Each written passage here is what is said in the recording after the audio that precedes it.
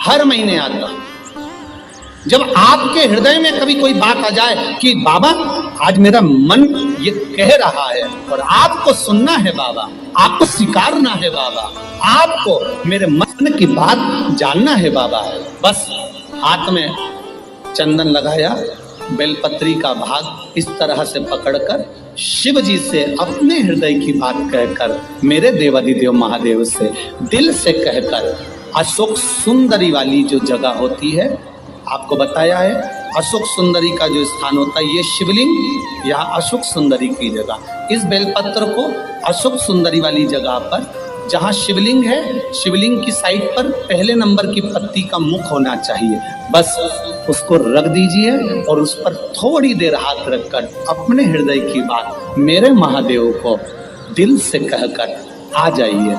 अगली सोमवार की अष्टमी या अगला प्रदोष या अगली शिवरात्रि जब आती है, मेरा महादेव आपकी मनोकामना का भाव पूर्ण करता है। ये शिव तत्व है।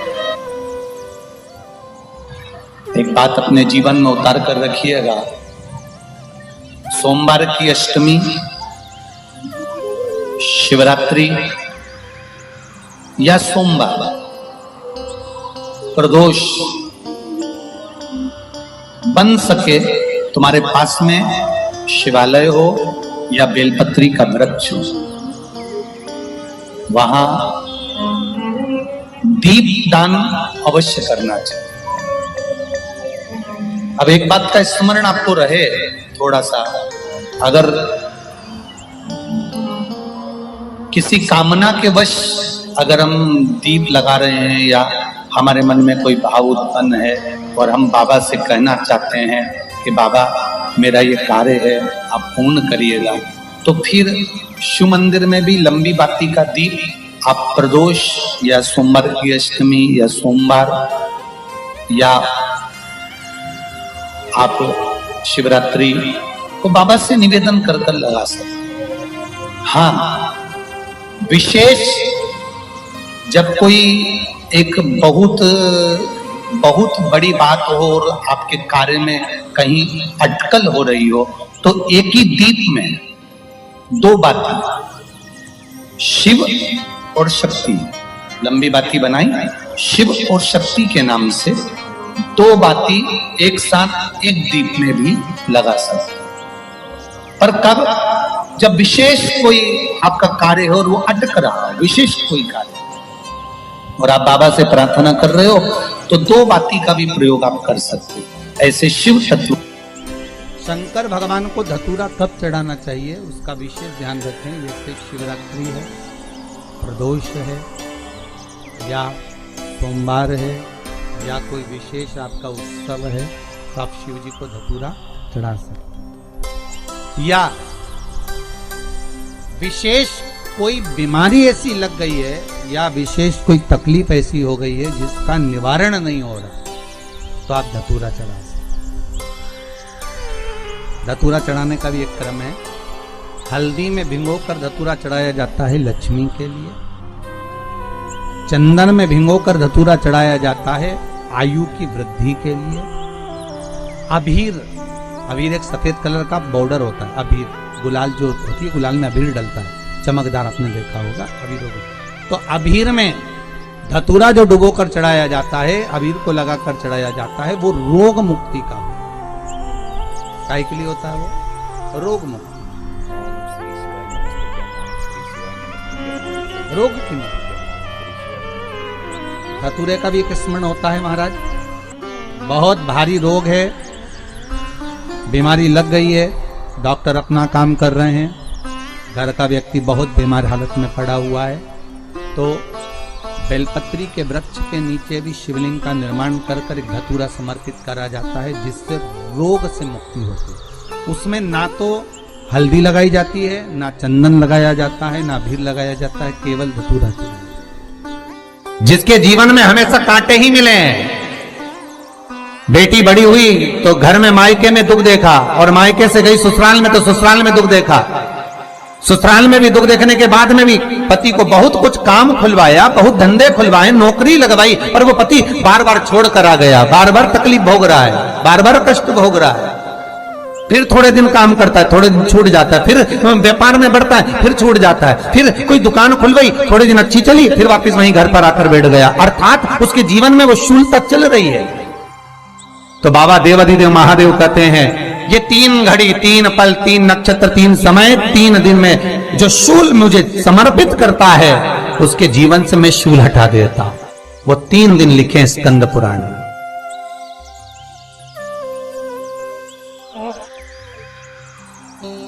महाराज बैसाख महीने में जो प्रदोष आती है, बैसाख के महीने में बहुत ध्यान से सुनना भाई, जो अपनी जिंदगी से बहुत तंग आ गए हो, परेशान हो गए हो, कष्टमय जीवन जी रहे हो, बहुत दुखी हो गए हो, उनके लिए ये स्कंद पुराण का चरित्र फिर मिले ना मिले, आप प्रेम से सुन लो भाव से।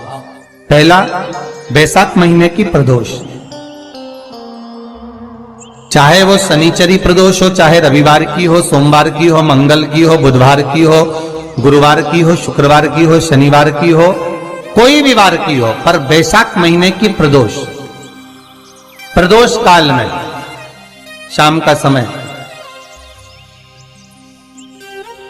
सूर्य डूब रहा हो, बस डूबा ही हो, और उस समय पर सूर्य के डूबन के तुरंत बाद बाबा को धतूरे के साथ में बेलपत्री ना चढ़ाते हुए बेलपत्री के वृक्ष के 7 कांटे बाबा के शिवलिंग पर समर्पित करे जाते हैं महाराज, अपनी जिंदगी में अड़चनों को हटाने के लिए।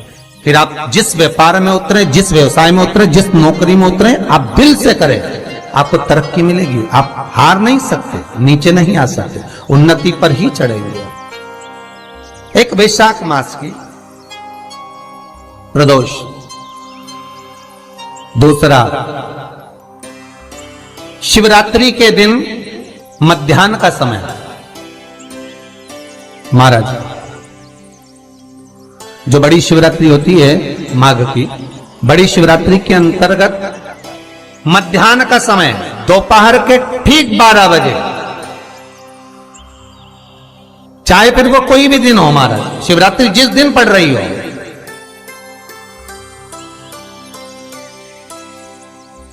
उस दिन भी धतूरे के साथ बाबा को 7 कांटे बेलपत्री के वृक्ष के समर्पित होते हैं महाराज। इसमें आप ये वाले जो कांटे हैं जो शिवरात्रि के दोपहर 12 बजे वाले हैं, अगर कोई मदिरा पीने वाला हो, व्यसन में डूबने वाला हो, कोई जुआ खेलने वाला हो, कोई गलत वैश्यावृत्ति करने वाला, या अपने मार्ग से विचलित कोई व्यक्ति है, उसके लिए भी ये कांटे बहुत काम आते हैं महाराज।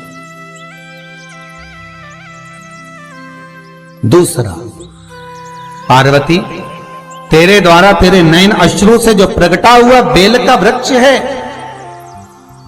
द्वितीय शूल मैं वहां धारण करता, तृतीय शूल, तीसरा शूल जो वर्णन करा गया महाराज।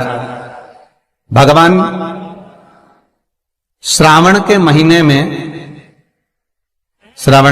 में जो भी दूसरा सोमवार पड़े, जो भी पड़े, श्रावण के महीने का जो दूसरा सोमवार होता है, उस दूसरे सोमवार में रात्रि के समय पर, अर्थात शास्त्र अब घड़ी और पल का स्मरण करेंगे तो रात्रि के बजेंगे 10 से 12 बजे महाराज, 10 से 12 के बीच में धतूरे के साथ बाबा को शूल समर्पित होता है महाराज।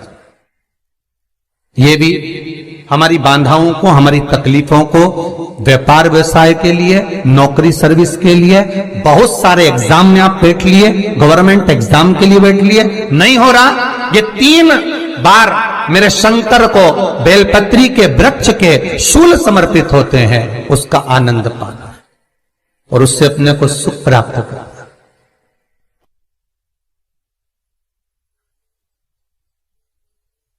कि बाबा भोलेनाथ जी के नयन अश्रु से जो प्रकट हुआ वो रुद्राक्ष का पौधा है, माता पार्वती के नयन अश्रु से जो प्रकट हुआ वो बेलपत्री का पौधा है, और उमा और महेश, जिस महेश के वंशज है महेश्वरी, जिनकी 12 धाम प्रगटी है भगवान महेश के द्वारा,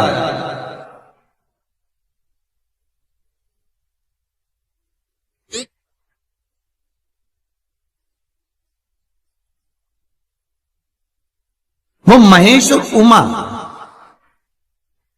उमा और महेश का जो चरित्र है कि उमा और महेश का जब प्रागट्य हुआ, उमा और महेश जब दोनों आनंद में विभोर होकर जब चलते हैं और दोनों के बैठने से तप मुद्रा से जो पौधा उत्पन्न होता है वो शमी का पौधा है।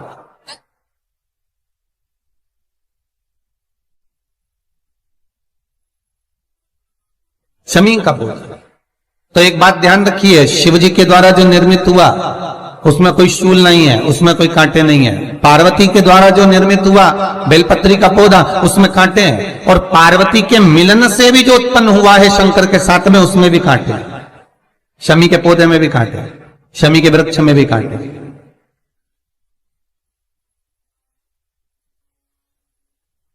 तो पार्वती जी स्कंद पुराण में प्रश्न कर रही हैं भोलेनाथ जी से कि प्रभु मुझे ये बताओ कि आपके द्वारा जो निर्मित हुआ उसमें शूलता नहीं है, पर मेरे द्वारा जो निर्मित हुआ उसमें शूल क्यों आया है, उसमें कांटा क्यों आया है? थोड़ा सा माताओं, मेरी जीजियों, आपको थोड़ा बुरा तो लगेगा इस प्रसंग को सुनकर, पर लग जाए, पर आज कथा निकली है तो सुन लो है कि शिवजी जिस रुद्राक्ष को उत्पन्न कर रहे हैं उसमें शूलता नहीं है,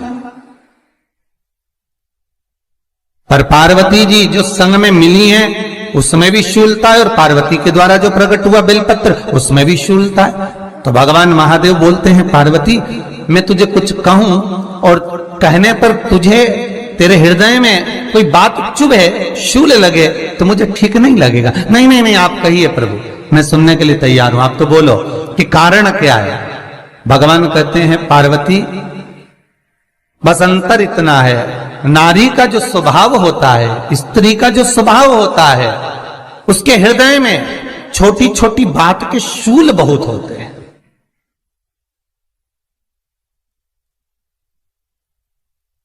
जेठानी ने यह कह दिया, देवरानी ने यह कह दिया, तुम्हारी मम्मी ये बोल दी, तुम्हारे पापा ने यह कह दिया, तुम्हारी बहनों ने यह कह दिया, तुम्हारे भाई ने यह कह दिया, तुम्हारे रिश्तेदार ने यह बोल दिया। ये नारी के भीतर ये शूलता रहती है।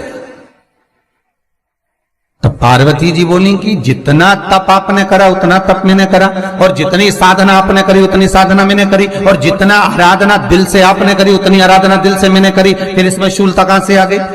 भगवान शिव बोले, बस पार्वती बात इतनी सी है कि जब मैं आराधना करने बैठता हूं तो मेरी दृष्टि में सम्मुख में कुछ नहीं होता। जब मैं आराधना करने बैठता हूं तो मेरी दृष्टि में, मेरे सम्मुख में कुछ नहीं होता कि कौन ने क्या करा है, कौन ने क्या बोला है, कौन क्या कर रहा है, उससे मुझे मतलब नहीं होता, उससे मुझे कोई मतलब नहीं। पर पार्वती, जब तू आराधना करने भी बैठती है ना, तो तेरी चित्त वृत्ति में कहीं ना कहीं किसी ना किसी रूप में कोई शूल आ ही जाता है।